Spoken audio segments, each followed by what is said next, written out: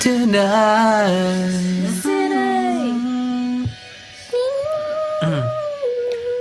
Hello everyone, this is the new intro to our theme song. Intro to our theme song.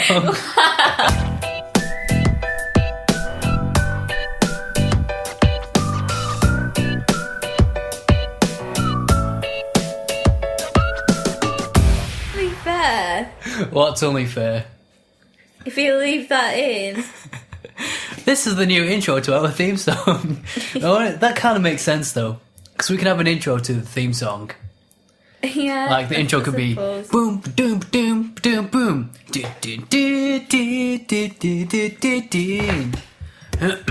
Hello everyone and welcome to episode 5, I think of the 3 out of 5 podcast. How are you guys? How are you, Abs? I'm fine.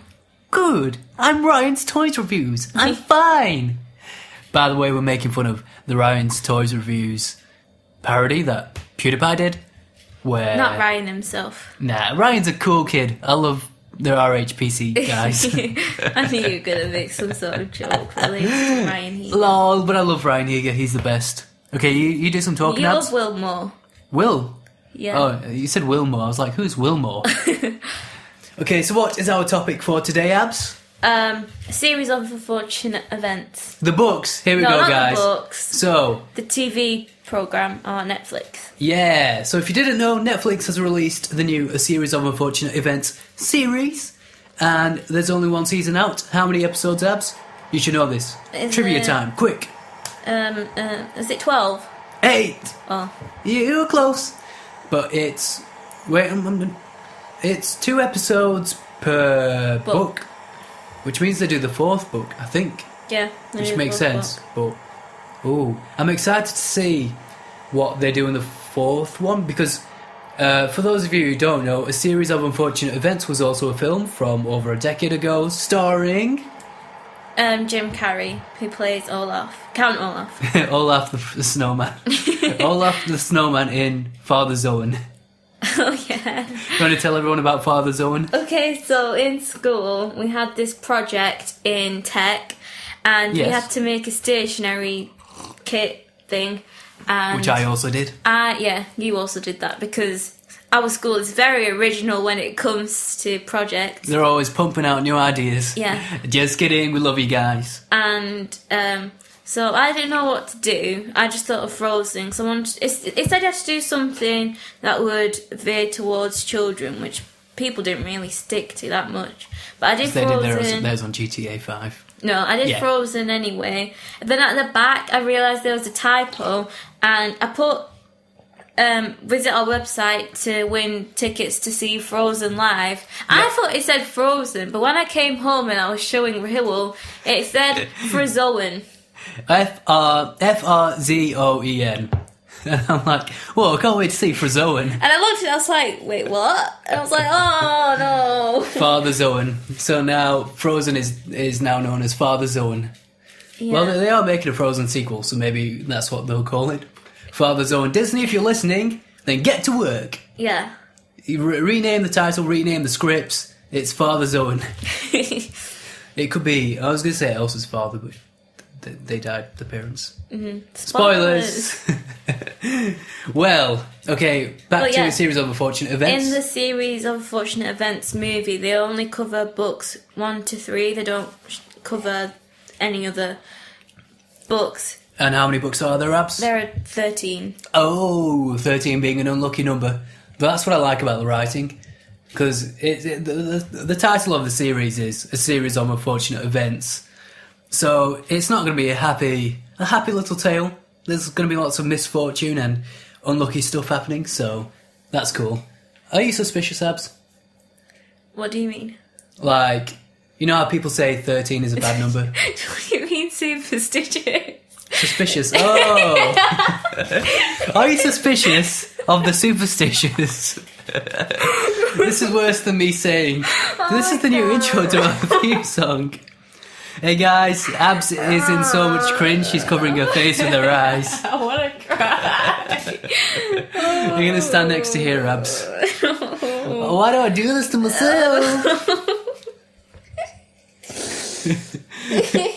Are you suspicious? suspicious of the number 13? Yeah, I'm suspicious. It's still the same thing, kind of. Don't laugh. She's mocking me. She's mocking me in silent tears laughter. in my eyes. Tears in my eyes. Tears on the pillow. Don't spill that drink on the table. That already happened. Ab spilled a water bottle on the table. And I just bought a new phone, an iPhone 6S, which was very expensive, by the way. It was hard to justify that spending that much. It was hard. We have to. I did that intentionally. Abs is mocking me, guys. Help me. Dylan likes monkeys.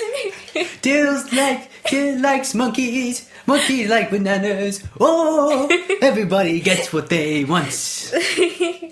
Our favourite moment from the Rugrats movie. If you've seen it, you'll know that it's a very dramatic moment where Tommy loses his mind. He goes crazy. He's been pushed over the edge by his baby brother Dill. And he threatens Dill with monkeys and bananas. Or bananas. The two most feared things in the world. That's why we don't eat fruit in this family. I like fruit. Same. Especially bananas. Yeah, I just made a banana loaf. Yeah, and it's good. Oh, thank you. What were we saying? Are you superstitious? Oh yeah, are you superstitious and suspicious? No. Fair enough. So if your birthday was on the 13th, would you care? No, I don't know. I feel like other people would care, which would make you care. I'd be aware, but I wouldn't let it be something that gets in the way of my day. Fair enough. Because remember when my operation was scheduled for Friday the 13th? Oh! And then it got changed. And then you lost an arm. I didn't lose an arm. I'm just kidding. She didn't. It's like that superstition about how brides can't see the groom before. Is it the morning of the wedding? Well, they can't see them in the wedding dress before the wedding. Yeah, there we go. But that's just based off tradition and olden times. Yeah, because arranged marriages were more common back in the day. The groom couldn't see the bride before the wedding. Because the parents of the forced marriage. It is forced. The parents of the arranged marriage didn't want the groom to be put off by the bride if they were unattractive, or if they didn't find them attractive. Sorry. So that's why people say, "Oh, you can't see the bride before the wedding in a dress. That's bad luck." When nah, it's stupid. Mm-hmm. In my opinion, in my humble opinion, if you're superstitious, it's fine. It's fine. It's fine. As we were saying, Abs. We've been recording for 12 minutes already. Yeah, and a lot of it was you laughing at me messing up. Yeah, I know. Lol. Anyway, so there's 13 books in the series of Unfortunate Events book series. Mm-hmm. And how many have you read of the 13? 13. Oh, so you've read all of them. Except the 7th one was the most boring. I disagree. You haven't even read the 7th. No, I'm sure I have. Okay, okay, so when did you first start reading the books, Abs? I think year 5, or was it year 6? It was either one of them. So year 5 or year 6 of primary school? Yeah. And it's probably the same for me as well. Maybe even year 4, but me obviously being older than Abs, I first found out about the books in the primary school library, because I was just looking through the books in the library, because I think there was a weekly thing of go to the library and pick a book, and then you can take it home over the weekend and read it. So I stumbled across the 4th book of a series of Unfortunate Events, and if you look at the cover, I think it's mainly Klaus on it. And I thought, oh, this guy looks like Harry Potter. I'm going to read this book. Which is it's Klaus. Yeah. And then there's Sunny and Violet in the background. Yes. A Ceres.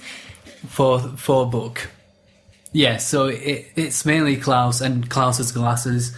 I thought they were in the back. Oh, yeah. Yeah, they are, yeah.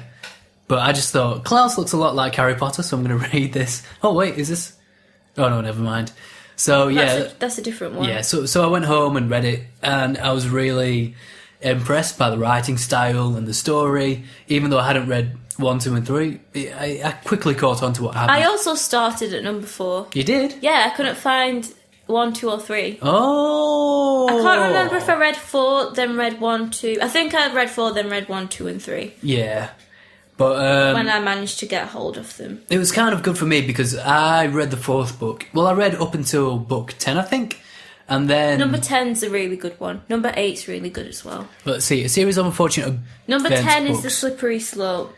Yeah, I think I maybe got up to that one. Yeah. Oh, I can't remember. I was maybe about to start it. So I think I read 4, 5, 6, 7, 8, and 9. But what was I going to say? Oh, yeah. And then, like in year 5 or year 6 of primary school, the film was released and we got to sit down and watch it in primary school.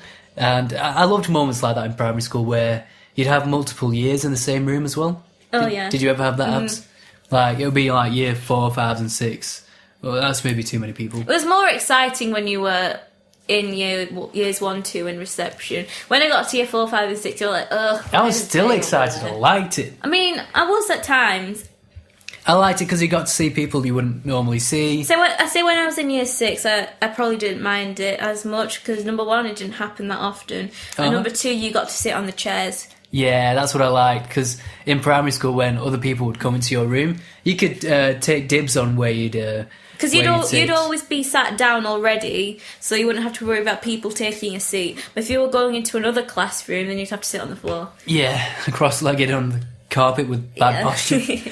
But I remember some people even got to sit on the chairs. Not on the chairs, on the tables. On the tables. People got to sit on the tables, which... I looked forward to, but then I realised how bad it made your posture, so I was like, nah, I'll just sit down on the chair, thank you. But yeah, we watched it in a group. It was probably a couple of years, so either year 4 and 5 or year 5 and 6.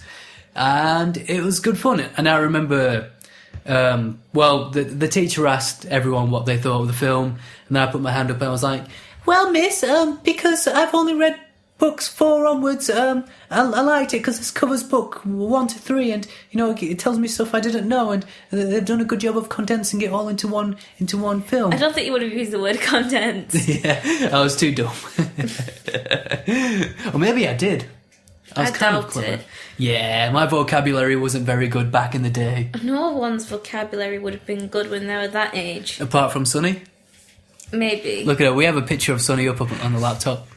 Did she look cute? Yeah. But the really baby, small Sunny in the TV program's really cute as well. Yeah. So we got very sidetracked. Okay. 17 minutes. Okay, what do you think of the series? Well, the TV me and Abs have only watched 3 episodes so far, covering the Bad Beginning book and... the Reptile Room. Yeah, half of the Reptile Room. And you know my opinions, Abs, but... okay, the best part about the 3 episodes so far is the kids. I think the Borderline children are well cast. And a bit of a fun fact for you guys. Klaus, I think the actor who plays Klaus is actually British. And one way I found out was... I was searching the actor's name because he's not very... popular or well known. He doesn't have a lot of information on the internet. I don't think he even has much on his IMDb page on how old he is. But I searched his name into Google and it came up with his Twitter, and one of the first tweets on the Google page was like, Theresa May, how could you do this? I was like, if he's American, why would he care about Theresa May, our Prime Minister? Unless if he's really political. Yeah, involved in politics. But I was like, oh, maybe he's British, and then it turns out he is. But Klaus is British, and who in the original film, Abs, is not American? Not American. Yeah. You know this because I told you. One of the Borderline kids. Was it Violet? Yeah. The actress for Violet, I think her name's Emily Browning. Yeah, it's Emily Browning. She's Australian. And there's a part where you can tell she's Australian because her American accent just... it just dips down. What's the word I'm looking for? Dissipates. It disappears for a second because you can tell she's really getting into the scene at the moment, and her Australian accent pops back in. It's kind of funny, but as a kid I would have never realised. But as an adult, it was quite easy to pick out. But she still does a good job anyway in the film. But yeah, I really like the Borderlay kids. They're good. What do you think of Sonny Abs? He's so cute. Is Sonny the only reason why you watch it? Now I want to find out what happens, but yeah, I'd say at the moment probably. But do you like the Borderlay kids? Yeah, I like the kids. Do you think they're well cast? Yeah. I think they're probably the best cast people in the entire show. Yeah. I feel like everyone else around them is miscast or doesn't really understand their role. And it could be down to the fact that that's how the TV series is meant to be. Like, you're meant to identify with the kids more because they're more down to earth and it's their story you're following. So everyone else around them is going to be a bit weird and just a bit weird. So what would you say to that, Abs? What do you think of the rest of the cast? I don't know. I mean, Lemony Snickett annoys me. Okay. Shall we talk about Lemony Snickett then? Yeah. Okay, so do you want to explain how Lemony Snickett So features in Lemony this? Snickett is the author of the books, and every so on in the book there'd be a bit where he'd write himself. Yeah, he'd interject. Yeah. So he'd stop. Well, he'd intervene in the story and then he'd explain certain bits, like meaning of words and things, and that does happen in the TV series, but it happens too often. Because you'd get into a specific moment, then he'd pop up and it would ruin everything. And I don't want to be comparing it too much to the film, but it didn't happen very often in the film. At all. I'd say it probably about 3 times. Yeah, like when the kids would be moving from a certain place to another place. In transitional moments, Lemony Snickett in the film would talk, which would be fine. And it wouldn't be very long either. Yeah. We're like, now the Borderlay kids will move on with the help of Mr. Poe. Yeah. And that's it. And what's the difference between the Lemony Snickett in this one and the one in the film? The one in the film is British and this one is American. Yeah. Which do you prefer? The British one. I feel like the British one is more sincere, and you can tell he really wants to investigate the story of the Borderlay orphans. Plus, another thing is that Lemony Snickett, when you read in the books, he seems like such a sad character. Yeah. I feel like with a British accent, you can really tell that. Like, but then with the American guy, it's more. He's like, well, this happened to the Borderlay orphans, and I'm going to get a burger afterwards. Listen, Mr. Poe, he keeps coughing all the time. Because his voice sounds very... It's very neutral and stoic, but it's not done in a very considerate way, I guess. Like, you'd be like... It's subtle, but not. Yeah, he does it. He does it more for show, and the actor playing Lemony Snickett is Patrick Warburton, like the bread Warburtons. Yeah, an American actor, and I'm not sure if it's his fault or it won't be his fault. But still, I feel like he's just telling the story, and he doesn't seem like the kind of guy who's like actually investigating the Borderlays either. It feels more like he's just reading a script. That's it. Yeah, I get what you mean. Another thing is that in the film you never get to see what he actually looks like as well. Yeah. Which is what I liked in the books, because there'd always be this person that would intervene, but you'd never actually know who he is. Yeah. And they managed to keep that in the film. I was just thinking, if they never showed Lemony Snickett's face in the TV series, I'd be much less annoyed. But because there's a face to that annoying voice being like, confounding means to be puzzled or confused, I found Lemony Snickett to be more annoying. So, yeah. And also another thing that I didn't like was when Mr. Poe comes onto Briny Beach and he's like, your parents have perished in a terrible fire. The way he says it, he has no emotion in his voice whatsoever. And he's just coughing all the time. It just annoys me. Like, he doesn't sound... It feels like it's down to the direction as well. Again, I don't think it's his fault, but... It'll be down to the director telling the actors how to do this certain scene. Yeah. And I feel like a lot of it is meant to be comical, but I'm not sure if that's meant to be in like a subtle way or if they want this to be a comedy. Because on IMDb, I think it lists the series as, well, the TV series as a comedy. I don't understand that. And there's parts where it is funny. It is humorous, but it's more like through irony. Yeah, and sarcasm. Not sarcasm. And more dark comedy. Whereas this one, it feels more inconsiderate, the way they've done the humour in this. Like, some parts are actually funny. With Count Olaf. Yeah, because he's oblivious to stuff and the meaning of words, which is fine, and I think they should do more of that, but yeah, it's just... He is quite smart, because there are times where he speaks, I'm like, well, he's quite smart, but he doesn't really show it. Yeah, is that the way he is in the books? Or would you say that's more for the TV series? Because from memory, I don't recall Count Olaf being comical in the books. He seemed very sinister. But I feel as though that's what you'd need in a TV programme. You need some sort of comedy.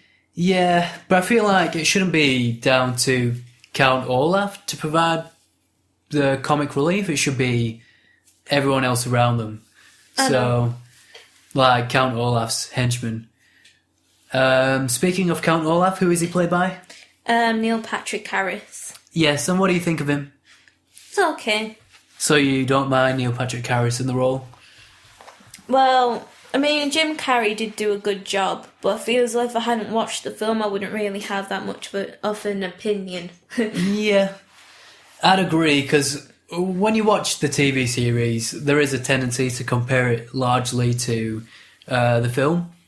And it can't really be helped because they're retreading a lot of same ground. The only advantage the TV series has is it's doing something a bit different and a bit more because they're not condensing everything into like a 2-hour film.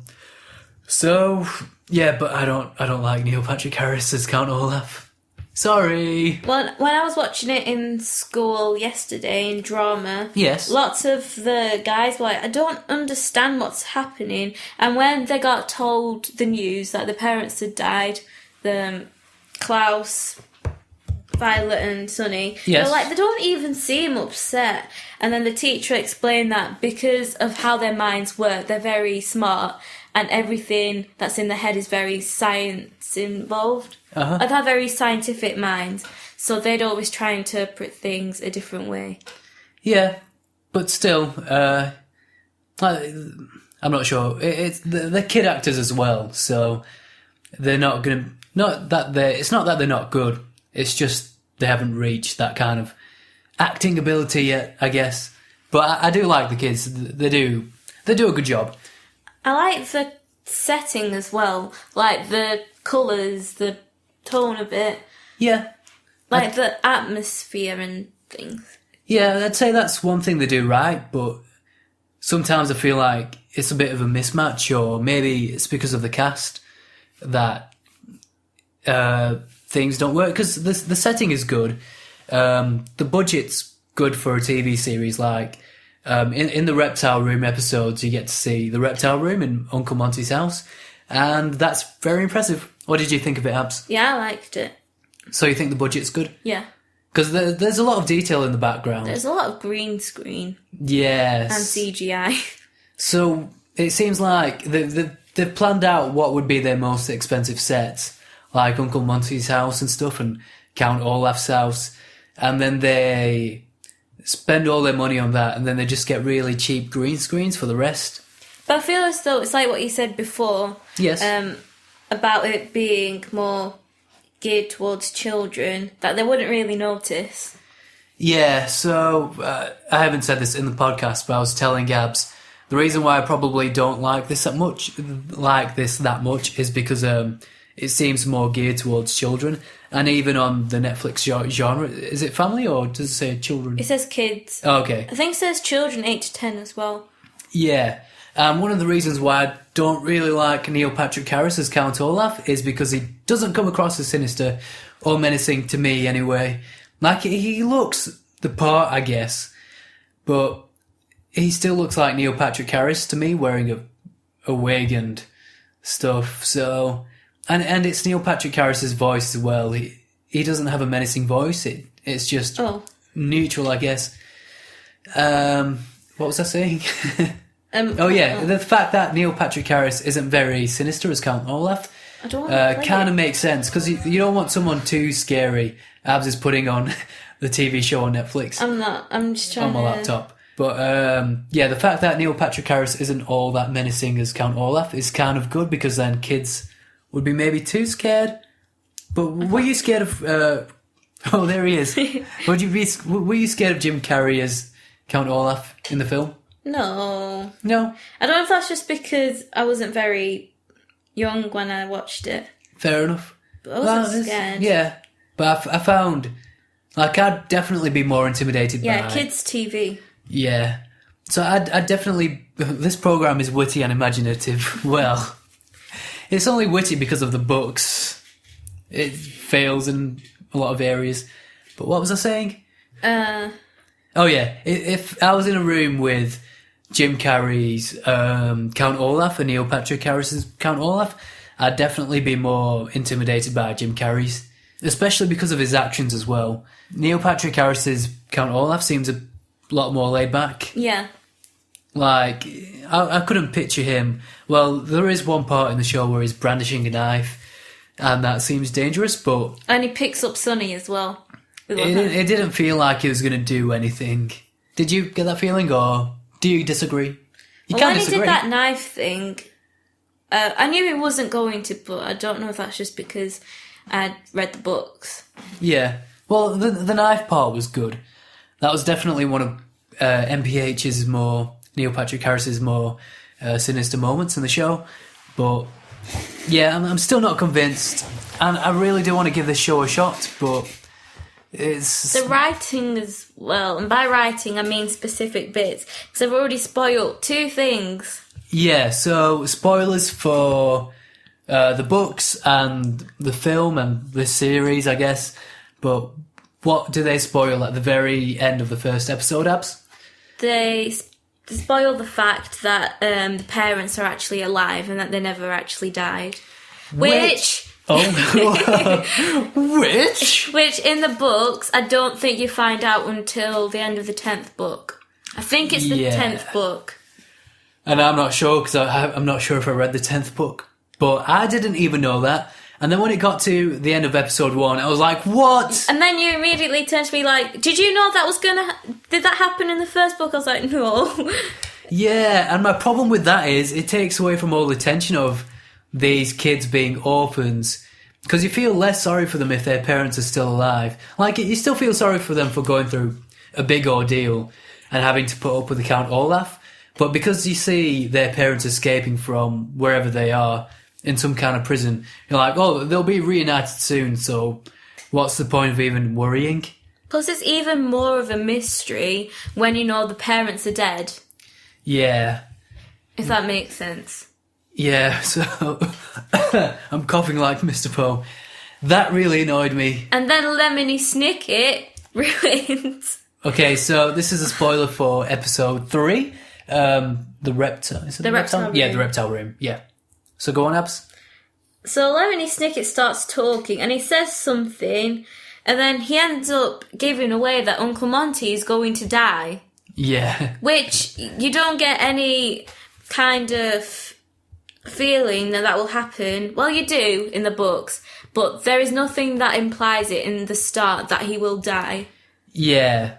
So for anyone who hasn't read the books or seen the film, you'll just assume that the kids will go on to this new owner and that they'll be somewhat okay. I'm just going to turn this down. But yeah, then Lemony Snickett... I know. Then Lemony Snickett comes along and he's like, oh, by the way, this guy's going to meet a terrible fate and will die. Tune in to see what happens. And it's just, oh. And then I was just like, oh. Just want to punch this guy in the face. Lemony Snickett. Well, yeah, they just ruined it. They ruined it. Whereabouts? I was not expecting that at all. Well, you were expecting him to die. Obviously, but I didn't expect him to ruin it like that. It was around here. So talking about dramatic irony, it's just Yeah, before. so is it this part where he explains dramatic irony? Yeah. So me and Abs have found the part that gets spoiled in the first Reptile Room episode. So it's the part where the incredible deadly viper, as named by Uncle Monty, lashes out at Sonny, and then there's a pause, and then Lemony Snickett interrupts. So, okay, we can read out the line. This would stop for a moment of contemplation over the cup of tea or some other powerful beverage. However... Okay, it's going a bit too fast. Yeah. Okay, let's rewind it. Okay. However, I can sip my tea knowing that Sonny Baudelaire absolutely survives this particular incident. It is Dr. Montgomery, however, who ends up dead, although not yet. Anyways, apologies for the interruption. Then he says cheers at the end. He's the like- cheek of him. He says, Look at anyways, him. apologies for the interruption. Cheers. Look at him sipping his tea. Looking all smug. Yeah, like, Patrick hey, I know how this story ends up. And I'm just going to spoil it for you. No big like- deal. Cheers. Like, no, So he's you like, just yes. ruined it. So Sonny survives this incident, and I can happily sip my tea knowing that. But it's Dr. Montgomery who ends up dead. Dead. So, that's annoying. I feel like the show tries too hard in trying to set things up afterwards, or it tries too hard in the fact that it knows, like, the writers know too much and they're trying to set up too much, and they're just doing lots of winks and nods like, hey, by the way, this is going to happen, brace yourselves. It's hard to explain. It just takes away from the suspense Yeah. that you get in the film. It's annoying. So I feel like that's one part where the show just really, really fails. Are you going to still carry on watching more episodes, Abs? I'll still carry on watching it. Yeah. Because I really want to see what they do with the Miserable Mill. I'm most excited for that. Yeah, because the first, the original film, it's not even an original film, because you can have any interpretation, but because the film covered books 1 to 3, and I'd only read the 4th book, I'd be interested to see how they approach the 4th book, especially considering, I don't know, the fact that they can do the whole book and they don't have to pack it all down into a film length thing. So, yeah, I'll just be interested to see how they do that, and I won't find myself comparing their interpretation of the 4th book to the film, because they don't even cover the 4th book in the film. So there we go. Mm-hmm. Do you have anything else to say, Abs? Not really.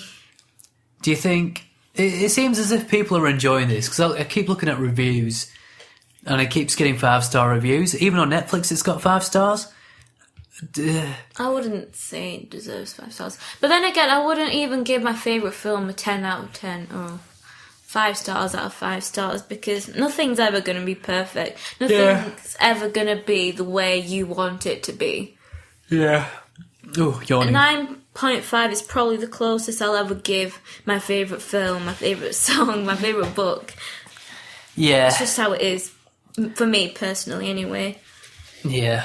But if you like the show, and if you like the show, you've seen it on Netflix, then let us know why you like it and what you think of it. Maybe in the comments If of you've the read YouTube the books, video. if you've read the film, If you've read the film script, you can tweet at us at 3 out of 5. The O in outer is a 0. yeah. That's because someone else has that Twitter handle. But I'll maybe ask Twitter to, if we can change our Twitter handle to that, to just normal 3 out of 5, just because it will make it easier. And I checked, and that account isn't even active. Yeah, I don't see why that wouldn't be An issue. Yeah. Yeah. So, is that everything for a series of unfortunate events, Abs? We could talk about Justice Strauss and Uncle Monty. Oh, yeah, it's true, yes. So, did you like Justice Strauss? Yeah, I like Justice Strauss. I thought she was good, but she still felt a bit miscast. But I think that's me comparing it too much to Justice Strauss from the film. But does she feel like a justice to you? Like a judge person? Yeah. Does she? Yeah. Okay. Because that moment of when she meets the Baudelaires, you can feel that connection, that she is their guardian, but she isn't. I don't know if that makes sense. That isn't... She doesn't seem to have that air of professionalism to her that a judge would have. Well, a justice would have, whatever they call them. That's my own opinion anyway. But maybe that's just because she was talking to 3 children. Yeah. And Count Olaf. she was still nice, though. Yeah. And Uncle Monty. What do you think of Uncle Monty? I think I can't remember which bit it got up to in the... Wait. Which bit was it? Abs is scrolling through Netflix. BT dubs. I can't remember which bit it was in the... I think it was towards the start. I just got really bored because I felt as though he just talked too much. Yeah. But then he showed the reptile room and then I got a bit more interested. Yeah. Episode 3 got more interesting as it went along. But a lot of it is Uncle Monty talking to the kids. Something else that they did differently was the cinema bit. Oh, yeah. So, do you want to explain, Abs? You can explain.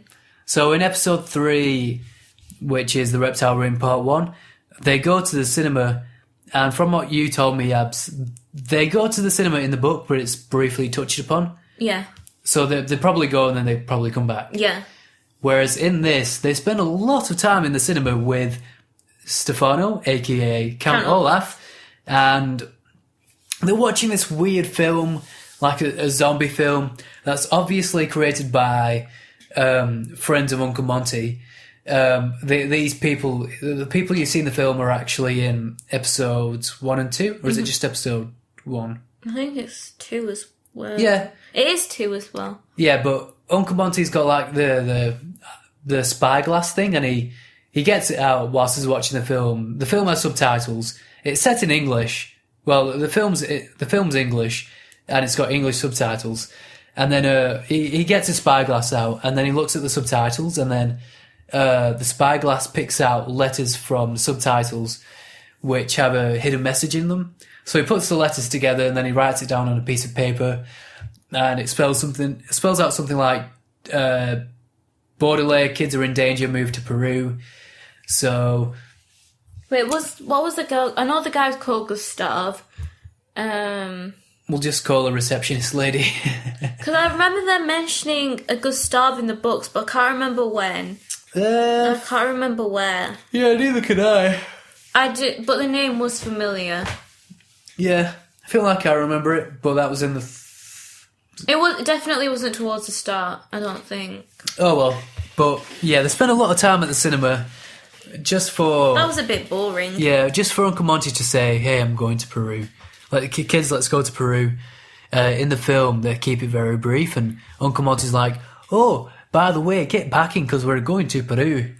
Yeah, because in the film, they were going to go to Peru regardless. Yeah, because as soon as the Baudelaire kids arrive, they're like, well, we better get packed. I'm like, what do you mean, Uncle Monty? We're going to get packed? He's like, yes, we're going to Peru. Yeah. Going to be doing a lot of research there, but I think your kids will like it. But what did you think of Uncle Monty? Because I know you touched upon him being boring and talking a lot. Do you think the actor's good? Yeah, the actor's good. I feel like he's maybe trying too hard to do a Billy Connolly impression, the way he talks. I'm not going to lie, I was a bit disappointed when he came up on screen and he didn't have grey hair. Yeah, because, I don't know, when you think of an uncle, you think of this warm, old man. Not to say that the guy who plays him doesn't have that warm personality, because he does seem very friendly and warm, and you can tell the kids like him. Something else that I liked in the film was before they went to bed, he was singing and playing... He was singing a mandolin, I think? I thought that was really nice, because it was such a nice thing to end on. And then it cuts to them finding out. Or was it... I don't know. No, it cuts... I think Lemony Snickett interjects and he's like, well, I'd like to say that this was the happy ending that the Baudelaire kids had. He said and then the doorbell rings and then you see the Baudelaire kids just walk up into it in slow motion. And then, unfortunately, it is not a happy ending for these guys. And then you see Count Olaf at the door as Stefano. In this, I guess Stefano just shows up. Yeah, because... Oh, yeah, Uncle Monty's not home. And then Stefano comes in. Well, he doesn't come in. He knocks at the door. And the kids are like, "It's you, Count Olaf, get away." Then Count Olaf gets his knife out and starts threatening them. But the actor who plays Uncle Monty is the guy who plays Mr. Aziz in Spider-Man 2. So it's an Indian actor playing Uncle Monty, which I thought was interesting. But he does a good job. I like him, even though I feel like he's trying too hard to be Billy Connolly. Yeah. But he still does a good job. Yeah. What do you think, Abs? Yeah. But I just don't get that much of, like, a warming uncle figure from him. Yeah, in a way he does feel kind of distant. Like, he seems friendly, but... I feel as though even if I hadn't seen the film, I'd still have that feeling. Yeah, you still feel a little suspicious of him, whereas Billy Connolly's interpretation of, what's it called, Uncle Monty was nice, because he even says how he had a wife and kid, but they died in a fire. Yeah, does that happen in the books? Does he mention that in the books? I think, maybe. I can't remember. Which is the reason why Uncle Monty in the film seems so open and warm to the kids, because he's had kids before. He knows what it's like to have a family and lose a family, so... He really appreciated it. Yeah, and he has this instant bond with the Borderlay children in the film, whereas in this one, it still seems a bit distant. And the kids... It makes sense that the kids don't trust him straight away. Because even I felt like that, and I knew what was going to happen. Even I felt a bit iffy. Yeah, so it makes sense in terms of the TV show that it takes a while for the kids to trust Uncle Monty. But then when he tells them that he knew who it was from the start, you're like, yeah, okay, he's on their side. Yeah, he's not an idiot. Yeah, he's not an idiot. But still, he does seem a bit whimsical and stuff. Yeah, like... I feel like this one could easily get killed in an accident, whereas Billy Connolly's Uncle Monty seems like he could put up more of a fight. Or are you just saying that because... What, he's left in a canoe by himself? Yeah. I'm saying this one doesn't... Yeah, this one could easily get killed in an accident. And then Count Olaf even throws like a plant pot at him. Yeah. There's a lamp. Yeah, and like you can see the glass shatter on top of his head, and I'm just like, how is he not bleeding? Yeah, he just gets up and he's like, "Oh, it's fine. Don't worry about the lamp. And he's like, it happens to everyone over here." I know this room better than my. Blah, blah, blah, blah. I know that it could have been anywhere near the window. Yeah, well, he says that to the kids in confidence afterwards. Yeah. But this is a kids show after all, and if you're anything like us, You'll kind of like the show, but if you really want to enjoy it, treat it more like a kids show. It's hard for me to watch as an adult, and I'm not sure if I'd enjoy it just as much as a kid. I feel like it's not as dark as the books, and not as... I don't want to say not depressing, but what's the word I'm looking for? I want to say unfortunate. Read the books again. I want to say unfortunate. What's a synonym for unfortunate? I feel like Klaus asking Violet, even though it'd be the other way around. Dark. Dark and sad and... Sinister. No, and melancholic, I guess. Yeah. So, I don't really get that vibe from the show, but maybe... Because I don't want it to be too dark and depressing. They want people to watch it. They want it to be somewhat funny so that audiences like it. It probably appeals to a more general audience than a more niche one that likes the books and stuff. So, yeah. I was looking for the first book in the library in school. Yes. And I think 1 to 3 were taken out. Oh, no. I don't know what it is, You mean but in it's high school? always... Yeah, it's always books 1 to 3. Shame. Maybe the third one was there, but I said there. Dear. I have to get the third one. But I really want to read them again. Yeah. We'll I want to buy them as well, but they're kind of expensive. Yeah, on Amazon, how much were they going for? I think some of them were even going for £100. Let's have a look. Yeah, so all 12 books were £100. 13. And I told Abs that the reason why it's so expensive now is because the show's just come out and there's lots of buzz around the show. So it makes sense that they'd boost the price of the books to make some more money. You said 12 books. Did I? Oh, yeah, 13. Yeah. The same thing... Excuse me. The same thing happened with The Walking Dead. So when The Walking Dead was airing, the compendium, which collects a bunch of issues, probably about 40 issues of something of The Walking Dead, the compendium cost like £40, and then when the TV show was no longer showing, it was like £20, and that's when I snatched it up. I got the first compendium for like £22, and it was quite a bargain. And then it went up for like £40. Okay, so describe what you're looking at, Abs. Okay, I was looking for the reviews for the books on Amazon, and I saw a 4-star review, and the like subtitle, the thing, it says, "What's wrong with depressing?" Then I see another one, and the person's giving it a 1-star rating, and the subtitle says, "Too dark and sad for my children." But why are you putting that down to the actual books? Don't give it a 1-star rating because it's too dark and sad for your children. I sound mean, but do you get what I mean? Yeah. It's like that thing. Okay, I was looking for a birthday present for my friend. I was looking at Harry Potter mugs, and one of the reviews someone had written, on Amazon, they gave it a 1-star review. They said, "I dropped this and it broke." Yeah. That's why I've given it a 1-star review, because I dropped it and it broke. I blame you, manufacturers. How could you not consider making indestructible mugs with like reinforced titanium and alloys and stuff? Exactly. Okay, let's read the review. This is from Geostrategist, whatever, however you say it. 1-star review. Too dark and sad for my children. My children have seen a bit of the film, and we thought the books would be good stories for them to read.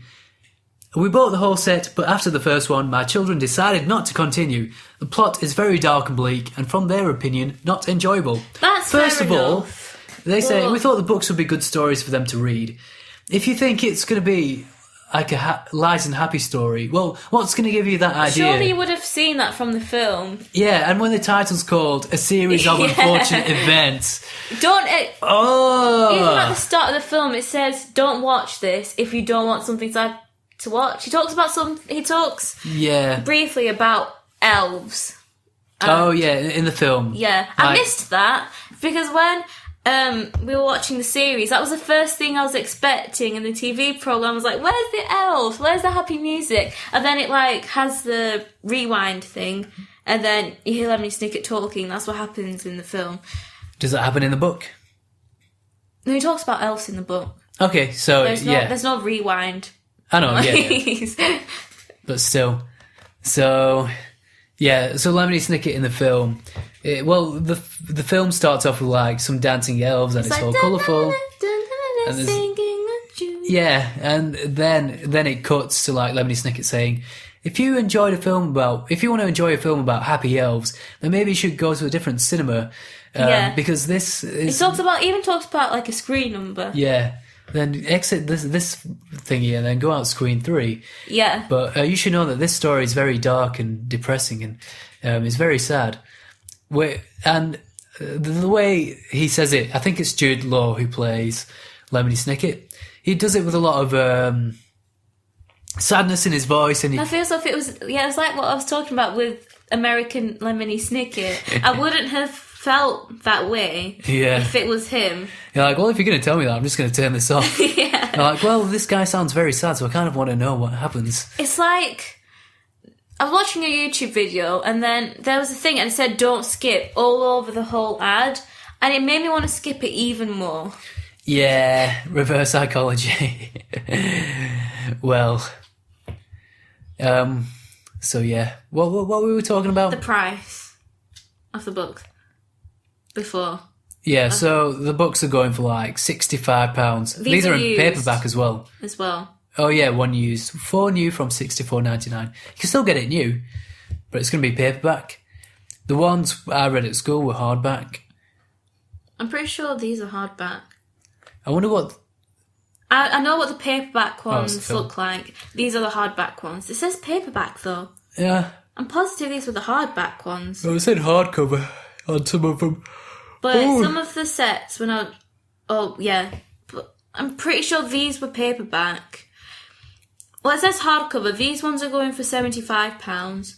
And when I was comparing these to the Harry Potter ones, the Harry Potter ones costed, I think, like £30 for the whole set. Yeah. Fair enough considering there are more books. But you'd think, because Harry Potter's such a big franchise. Yeah, that they'd sell them for more, but apparently not. Yeah, just move your chair in a bit more, Abs, so you can get closer to the microphone. But Abs was saying the Harry Potter books were cheaper than the series of Unfortunate Events books. But that's probably because there's just more buzz around series at the moment, and plus you do get 13 books. Yeah. So you're paying for 6 more books. Yeah, I didn't realise the books got larger as the series went on, but I guess that happens with every book. Well, every book series. Not every book series. Not every book series, because Like, that doesn't happen in Harry Potter. Yeah, well, it gets big. Like, The Order of the Phoenix is the biggest book, and it's the most boring. And then it kind of dips down and then goes back up again. So, is that everything we have to say about a series of Unfortunate Events? We'll only record for like 20 minutes. Let's move in a bit more. Yeah, I said to Abs, we'll only record for a tiny amount of time because I've got stuff to do, and now this has gone on for nearly an hour. But oh well, it was a good discussion, and I feel like there's a lot to talk about in the show because there's not a lot we don't like, but there's stuff that doesn't quite work, and it's annoying because I like the books, and this show has so much potential. I like the Baudelaire kids, and the budget is okay. The sets look really nice at times, but I feel like everything else around it just doesn't work. It's just frustrating. Because I liked when they went onto Briny Beach and it was very dark and the saturation was quite low. Yeah. And, yeah. Yeah, you still get these bits of colour with, like, Justice Strauss's house and Uncle Monty's house and Violet's stuff. dress. Yeah, well, Violet's dress does pop a lot because it's very pink, but it's kind of desaturated as well. But yeah, would you recommend the series of Unfortunate Events series to someone? Yeah. To a friend? I recommend them. So you'd recommend the TV show? Yeah. Fair enough. I, on the contrary, will say, do not watch it. No, it's fine. Give it one episode, because I feel like once you've seen the first episode, you get the gist of what the show's like, and I don't think it will go anywhere else in terms of direction and its conventions. It's got its own rules, and Lemony Snickett's always going to appear and be annoying and spoil stuff. I'd say the only reason I said that was because I'd like to hear a person's point of view from someone who hasn't read the books or seen Which is the fair film. enough. That's probably the only reason why I'd recommend it. Yeah. But even then, I'd still want to know what people think. Yeah. But I feel like I can't really judge the first few episodes properly because I haven't read the books. So it feels unfair for me to compare the episodes to the film and not be able to compare that to the book. But yeah, just treat it for what it is. It's just a kids' TV show adapting dark books, I guess, into something a bit more light-hearted and something for everyone to enjoy and access, I guess. So there we go. Are you happy to end our discussion on series of Unfortunate Events here? Yeah. Yes. Shall we talk Stranger Things briefly? Okay. So we've seen the first 2 episodes of Stranger Things, and I asked you, Abs, to watch it for quite a while. I kept asking you to watch the first episode, but then it would be like 8 o'clock or 8:30. You'd be like, oh, it's too long, I'm tired, I want to go to bed. It's only because when I want to watch like the first episode of something or a film for the first time, I want to be in the right mood. Yes. With the right kind of like... atmosphere? Yeah, because... and mindset? Yeah, there we go. Because I feel as though I won't enjoy it as much if I'm tired, and I need to know what's happening. Yeah, which is fair enough. Because when I first watched the first episode of Pretty Little Liars, there was a reason why I closed the curtains. It's because, number one, I wanted to dim the atmosphere, but number two, I wouldn't be distracted. I said too weird. I wouldn't be distracted by what was going on outside. So I just really want to be involved in it and engrossed in it. Yep. So you just want that level of immersion. Yeah, and I feel as though I can't judge it as much if I'm not watching it properly. Fair enough. And that would be unfair on the TV programme. Yeah, but then you watched the first episode. Was it last week? Yeah. I think it was last week. It was last week. And did you like it? Yeah, I liked it. What were your impressions of it? At first, I was a bit on watching it because when I first heard of it, I thought it'd be very sciencey and orientated a lot around science. And sci-fi? Which, I mean, it's not that I don't like that, but just personally, that isn't for me. But I still wanted to give it a shot. And then when I actually watched it, it wasn't too bad. Yeah. What do you think about the 80s setting? I like the 80s setting. Yeah. It's something different. Yeah, because I feel like if Stranger Things was set in the modern day... I probably wouldn't enjoy it as much. Yeah, you just think, it's just another alien or monster TV show or something. But what do you find it similar to, Abs? There was actually something in mind, but I didn't know what it was. Super 8? It wasn't Super 8. Oh, well, I was going to say Super 8. Oh, I can't remember what it was. A kids' TV show or something? I think it was to do with the guy, the cop, who's trying to find him. Because I just felt really bad for him. Why? Because he lost... No, he didn't lose his kid, I think. Yeah, he lost his daughter. Yeah. His daughter died. And then there's a part in the second episode where Joyce, I think that's her name. Yeah. She's like, oh, well, you do this for your kid, wouldn't you? And then the guy just stops, the police officer, and he just walks away for a moment because I guess he doesn't really like talking about his daughter or listening. Because when you first see him in the programme, you're like, oh, I don't think I'm going to like this guy very much. He seems quite... Yeah, so the main police officer, he's got a beard. His house is messy. Yeah. When he's brushing his teeth and getting ready, he's having a cigarette and has a sip of his beer and stuff. But with his medicine. Yeah. But then as the first episode goes on, you realise that... you find out that his wife and daughter moved... Well, they live in a different part of town, or... No, they live in a different city. And it's only just revealed that his daughter died. Not how. They don't tell you how. But then you're like, oh, it makes sense that this guy doesn't really look after himself. He's clearly very upset about losing his daughter. Which is why maybe he's so keen on finding Will. Yeah, which is why I just really felt for him. And there was something that... I don't know if it's something I'd watched. Like a film or a TV show? It might be a film or it could be a TV show, I don't know. Both? Yeah. I don't know if it's something we'd watched together or something I'd watched myself. But was it just the fact that this guy was a police officer who lost his kid that made him willing to help out on, searching for Will, the other kid who goes missing? That kind of thing always gets to me. Yeah. But it's cool. And what do you think of the kids? Okay, can you tell me all the kids' names? Not their nicknames.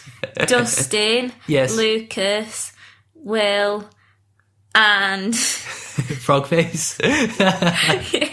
Well, I know his name. Okay, what about the girl? You don't remember the girl's name? I remember her friend. No, the girl. Oh, 11. Yeah, Elle. And what does Elle say to the kid whose name you don't know? I can't... Don't remember. He's like, good night, Elle. And then she actually speaks and she says, night. You don't remember his name. There was a long silence there. His name's Mike. Oh. You remember? He's like, my name's Michael. Mike for short. Oh, yeah. And then... That's probably what confused me. Fair enough. I don't know. Do you remember their nicknames? Yeah. I feel bad. What are they? There was Midnight, Frogface, and Toothless. Yeah. Wasn't there one for Will, or no? No, because Will wasn't there, remember? Oh, yeah. Because they just went to school. Will went missing the night before. And then the bully comes in and is like, yeah, here's... Yeah. Yeah, so the bullies come along and they make fun of the three kids. Because what do you think of the kids? Describe them to the listeners. They're quite...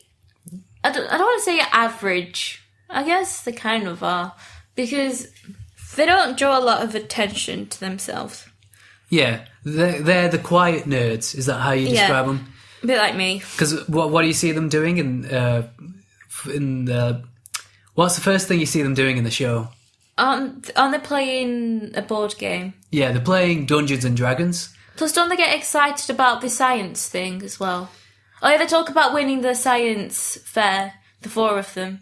Yeah. About 3 years in a row, and then they got third 1 year. Yeah, and in the first episode, they get excited. Well, they ask their teacher if it came. They're like, oh, what did come? Yeah, that was and then it turns out to be a ham radio or something. And they're like, oh, can we contact Australia? And then they start doing accents and stuff. Yeah. So they're just like your average, quiet, nerdy kids who... They have their own friendship group. It's just the four of them. They don't really... I guess they don't really have friends outside of the four of them. And yeah, they don't draw a lot of attention to themselves, but bullies would go up to them. So yeah, but do you like the kids? Yeah, I like the kids. Yeah, they're cool. Which is your favourite? I don't know. Dustin. I like Dustin. Although there was a funny moment in episode 2. I laughed a lot. Me and Abs were watching it together. And it's where everyone's having dinner. It's at Michael's house. And it's Michael and his family, and Lucas and Dustin are there. And Elle is upstairs, 11.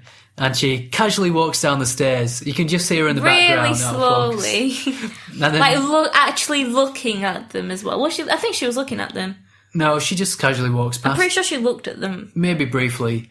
And then the way Michael sat, he can see 11 walking down the stairs. He's drinking some milk, and then he just chokes on his milk. The milk just goes everywhere around his mouth. I just laughed because of how casually 11 was walking down the stairs and through the hallway. I was wondering why you're laughing so much. I was like, did I miss something? And then the kids they're like slamming the table and overreacting. You're like, I had a spasm. Because the family doesn't know that they have this girl, this mysterious girl in their house. So it's only Will, Lucas and Dustin who knows. Not Will. It's Michael, Lucas and Dustin who know. And Will might know. We don't know. I guess we have to find out. But we've only seen the first 2 episodes, and I'm excited to see more. We could watch them more today. Yeah, it is good, and I like everyone in it. The cast is good. What do you think of the monster? We see it briefly in episode 1 and briefly in episode 2. I felt really bad for Will's mum, Joyce. Yeah, because you can tell she's so frustrated. Yeah, and I love. There's that flashback in episode 1 where she's looking at like this little tent thing they have in what's it called? There's like this little tent they have in the forest. Yeah, that Will made, and then Will's mum Joyce asks if they want to go to the cinema. Like, oh, you got me tickets, but I wasn't allowed to see that. Like, like a horror film. And then the mum's like, well, I wanted to get it just for you. And then she's like, and because I'm a witch, and she starts tickling him and stuff. I thought that was really sweet. And it's like flashbacks like that make you just care for the characters more and appreciate their interaction. Because you get an idea of how close Will, the kid who goes missing, is, and his mum. And it's only Will, his mum, and Will's older brother, Jonathan, that live together. Their dad doesn't see them anymore. He's got another partner living in the city. And are you trying to find the moment? Yeah. The funny moment. But yeah, and you can tell Joyce is this mum who's always taking on loads of shifts. It's just the way Dustin slams the table as well. he's got milk on his eyebrow. And then poor Holly, she just cowers in a chair like, oh. But as I was saying, you just get an idea of how close Will's family is, because it's just the 3 of them, and you feel bad for the mum and Jonathan for losing Will. So yeah, it's a good show, and I can't wait to see more. As I said before, do you have anything to add, Abs? Not really. No? I feel as though I need to watch more. Yeah. Do you have an idea of where the show will go? Probably, yeah. What do you think will happen then? I think more and more people will end up being taken away until the 4 manage to come up with a plan. Yeah. And because 11 has superpowers, she'll obviously be helping the 3 other guys. I mean, I suppose it's a bit like Pretty Little Lies in the sense that they take away the people that you love until there isn't much left. I don't know if that makes any sense. Yeah, I guess. But, there's a picture of Stranger Things Season 2 that's been released. Here you go. Can you tell what they're wearing? Ghostbusters. Yeah. Outfit. So that's cool. So we haven't even seen all of Season 1 yet. I'm excited for Season 2. How many episodes are in Season 1? I think it's 10 episodes. Which I appreciate. I think it's 10. It's probably 10 or 11. But I appreciate shorter series because it means they don't drag things on for way too long. So I'd rather quality over quantity. Oh, 8 episodes. Well, I guess that's better in a way because it's less for us to watch. But it'll be good because it'll be good stuff for us to watch. But yeah, I feel like that's everything about Stranger Things. Oh, one thing I was going to mention is when you first see the monster in episode 1, it reminded me of Slender Man. Because it's this tall, dark figure and he's just really slender. And there's that part where it's like walking towards the house as well. Do you remember? When Will's running away from her. Yeah. Did you find that creepy? Yeah. I found it creepy because it's the way it moves as well. It reminds me of the scene in Courage the Cowardly Dog. Let me find it. Courage the Cowardly Dog. In Hindi. Whoa. Why has that been searched? I don't know. Wait. Here we go. It's with the guys like, return the slab. In fact, I'll turn it up so that we can hear it. It's so creepy. 20 things that scared us as kids. That scared me as kids. It's a Simpsons one. Right, here we go. That reminds me of Kate Bush. Yeah. When she's in the car. If I watched that... Wait, how old were you when you watched that? Like maybe 7 or 6. I would have been scared. I mean, I got scared of story makers, and that wasn't... That's a kids program. It's not even meant to be scary. That was on CBeebies. Oh, this is the stuff of nightmares. And there was something on Lazy Town that I got scared of as well. Robbie Rotten. No, I think that was a parody that you showed me that I got scared of. Oh, maybe. But how creepy is that? The guy's like, return the slab. And it's the fact that it's a CGI thing as well. So it doesn't fit in with the aesthetic of the cartoon. Let's have a look at You're looking at the comments. What would you do if this came to your backyard? I just now saw this episode and I never changed the channel so quick. I'm about to be 20 and I'm still scared of this guy, SMH. Well, there's lots of swearing in the comment section. I never saw this episode. Chris showed me this. Look at how creepy that is. Creepy. Was this supposed to be a show for children? Yeah, it was on Cartoon Network.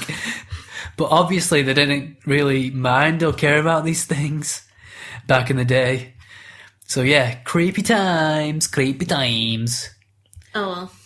Well, this show has gone on long enough. Do you think, Abs? Yeah. Well, just gonna say... Shall we go on for another hour? Do you know how you said that they probably care about this stuff more now? Yes. Well, you see small kids playing GTA 5.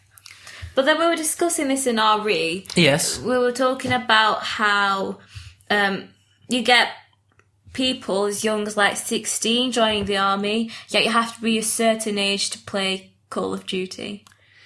Yeah. Well... I don't know why, but that really... it stood out to me when someone said that. I was like, oh my goodness. Well, it depends. I'm not sure. I don't really know much on the topic, but maybe those who are like 16, when they join the army, they have different roles, at least to begin with. Yeah, but even back in the old... But that was the olden times, so I'd rather not compare. Yeah, it's weird. It's a weird world we live in. But yeah, anyway, we can... I just needed to say that. Yeah, no, it's a good point. Well done, Abs, for raising it. High five. Okay, well, thank you guys for listening to this episode. It went on long enough. We had a lot of things to say about a series of unfortunate events, and we touched on Stranger Things briefly, but I definitely prefer Stranger Things over series, just because I feel like it's more well put together, but that's just my humble opinion. Do you have any closing thoughts, Abs? No. Okay, so what should our listeners do? You can they comment? Or we can leave a review. Yeah, well, this is going up on YouTube as well, so... You can comment down below your opinions on Stranger Things and a series of unfortunate events. Bearing in mind we haven't got that far. Into either of them. Yeah, so try not to leave too many spoilers, but... Yeah, and I just wanted to clarify, on the main channel I said I was taking a break from making videos, which kind of includes podcasts as well. And we have a podcast episode that's over an hour long. So I'm just going to spend my time editing this and not rush it because I'm going to burp. Because I just want to make sure that I'm prioritizing my time. Prioritizing my time to learn the theory for my driving test. Well, for my theory driving test. You mean your theory? My theory. So, yeah, I'll just spend like 10-15 minutes a day editing the podcast, but we'll still announce it when it's out and stuff, so look forward to it then, and by that time we might have even watched a few more episodes of each show. Well, it's inevitably going to happen. It's undeniable. Yeah. I still probably will watch the rest of the first season of a series of unfortunate events, just because I want to see what they do with the fourth book. I was going to say, I think I'll watch them all, but I'm not too sure. Is that bad? No, it's fine. I don't know. I think if they're going to continue to go about not spoiling things... Oh, that's true, yeah. Then I don't know if it'll be worth it. Well... But anyway, let's not talk too much. Yeah, we can always watch it at like 2 times speed on Google Chrome. Yeah. So, yeah. But that's all we have to say. Thank you guys for listening, and... we will see you next time. So good. Bye. Bye. Goodbye. We have to end the show. Whoa. Whoa. Okay, bye. Whoa.